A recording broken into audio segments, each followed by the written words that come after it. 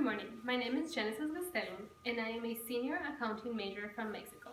I am doing my Capstone research project on the path to becoming a Fortune 500 CEO.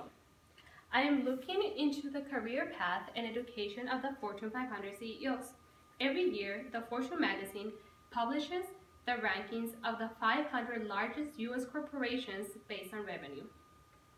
To narrow my research, I am only focusing on the top 100 companies of the list published in 2015. I decided to do my research in this topic because I believe that most college students with a business-related major such as accounting, economics, or finance have dreamed about being a CEO. Therefore, I believe that anyone whose goal is to be a CEO sometime in the future will be interested in this topic.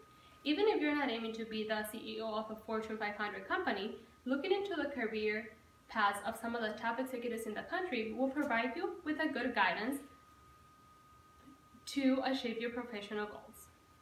The specific question that I am trying to answer with my research is there a specific path that people should follow to become a Fortune 500 CEO? I started my research by trying to find out if anyone has done research on this topic before. Most of the research that I have found has been focused on identifying the common qualities among CEOs. For example, based on the Global Leaders of the 21st Century book, all CEOs must be committed to risk-taking, continuous innovation, have a global mindset, be comfortable with technology, and recognize the importance of ethics in the workplace. Another idea in which management experts seem to agree with is that the workplace environment is changing. According to the new CEOs into the book in 2011, 74 former or current CEOs were either women, African American, Latino, or Asian American, which demonstrates that the typical profile of CEO is changing.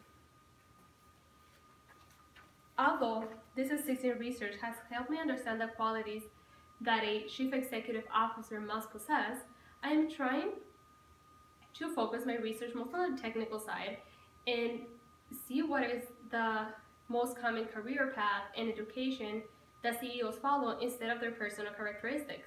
I was able to find a research conducted in 2010 by two professors from the University of Finland in Ohio, in which they identified the levels of degree earned by the CEOs of the Fortune 500 companies of the list published in 2008. This research had a very similar purpose to mine. However, I am planning to extend my research by not only identifying the education of the CEOs, but also determining how their education influenced their success. After identifying the research that has been done on my topic, I identified the companies that I'm using to conduct my research. I got the top 100 companies from the Fortune magazine website. Then I got the biographies of all 100 CEOs by visiting each one of the company's websites. From these biographies, I was able to collect data about the CEO's career path within the company and their education. Then, after gathering the raw data, I started to analyze it. The first analysis that I did was to identify what are the most common undergraduate majors among the CEOs. The most common one was business.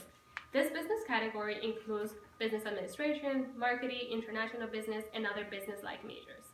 Then, I decided to find out how many CEOs went to graduate school, and the result was that only 60% of them have more than a bachelor's degree. From the 60%, then I determined what are the most common graduate degrees, and as you can expect, MBA was the most common one. However, I also noticed that a significant amount of CEOs have a law degree, which is reasonable considering that according to Peter Drucker, the founder of modern management, business leaders need to know as much about government as they do about business to be able to be successful. As of now, this is all the analysis that I have conducted. However, I plan to continue analyzing my data by identifying What schools did the CEOs go to? Did they go to Ivy League schools, liberal art colleges, or state universities, and how this influenced their performance? Then I also want to find out where most of the CEOs started their careers and how long did it take them to reach their current position. For this, I will have to isolate the CEOs that were hired directly for the CEO position. Finally, I want to analyze the company's performance under the current CEO. I plan to do this by analyzing the changes in the stock price of the companies and then trying to find a correlation between the company's performance and the CEO's education. As of now, this is all that I have planned, so thank you for your attention.